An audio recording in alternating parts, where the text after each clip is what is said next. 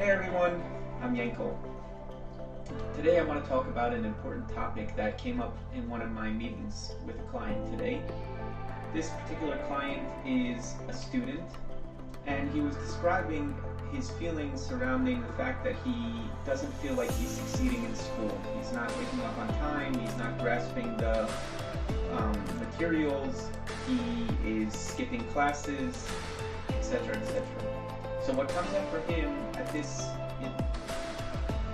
when he's going through that is essentially a brutal beating up of himself. Beating up of himself surrounding the fact that he is not successful.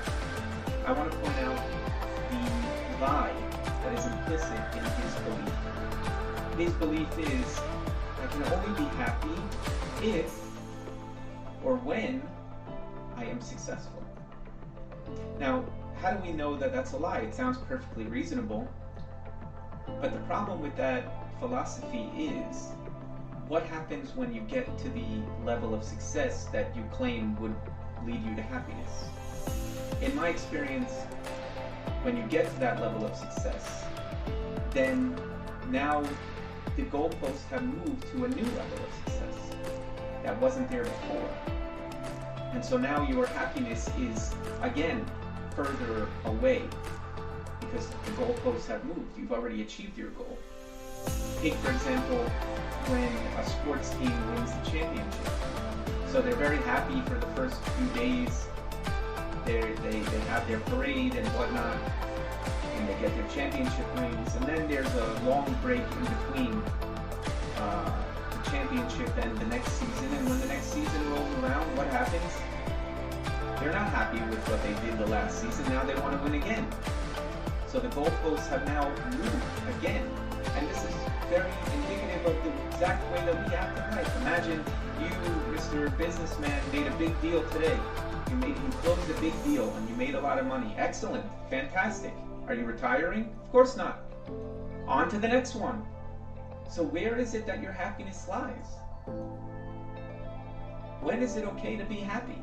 When can you stop and say, okay, I've achieved enough, I am happy? And this is the lie that we swallow whole, we tell ourselves.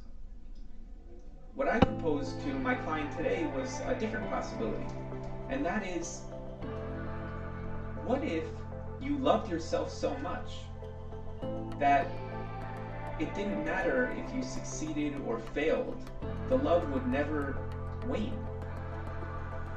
See, the problem that people have with that statement is they think that if you love yourself, then you're not going to have any desire to succeed, because the success only comes when you're beating yourself up and no pain, no gain, that type of attitude. And if I love myself, then why would I ever do anything?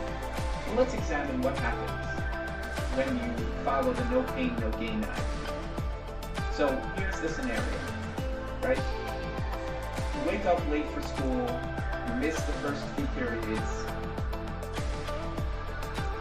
When you do finally wake up, you immediately go into a boxing ring with yourself and you beat the crap out of yourself. Now what? Does that lead to more success down the line in actuality?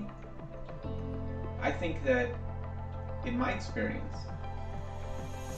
what ends up happening is you beat yourself up so bad that you just say, you know what, forget it. You throw your hands up. I'm never going to be successful at this. So rather than even make an attempt, I'd rather just quit. Or I'll make half-hearted attempts, because then I won't have to fail. I'll just say, I didn't really try because I knew that I was going to fail anyway. So I'm not really a failure. I'm just lazy. And the other side of it is the possibility that you wake up late and you maintain your level of happiness regardless of the fact that you woke up late. And now what? You are free to go about your day without carrying the extra baggage, the bag of rocks, of guilt and shame for not succeeding. You can just walk freely whenever you get into class is when you get into class. And you are now free to succeed at whatever you do throughout the duration of this day, because you don't have that bag of rocks that you're carrying on your back. Which one seems more likely to succeed to you? In my experience, when you love yourself, then you can come from a place of being able to have a desire for more, but not from a place of beating yourself up. Once you start to beat yourself up, you basically throw in the towel in. You say, I gave up. I can't do it. And then you don't have to prove to anybody your success, because I never really tried. I didn't have to.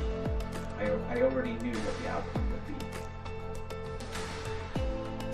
So I encourage you to grow your muscles strong in your mind in order that you can figure out a way to not have to beat yourself up. And in fact, to come from a place of loving yourself to the extent that success and failure are one and the same in that regard. And just having a desire to live your life's purpose to its utmost is the thing that drives you, as opposed to the brutal punches that you deliver on yourself if you don't succeed. Ignite the flame, live the light, vanquish the darkness.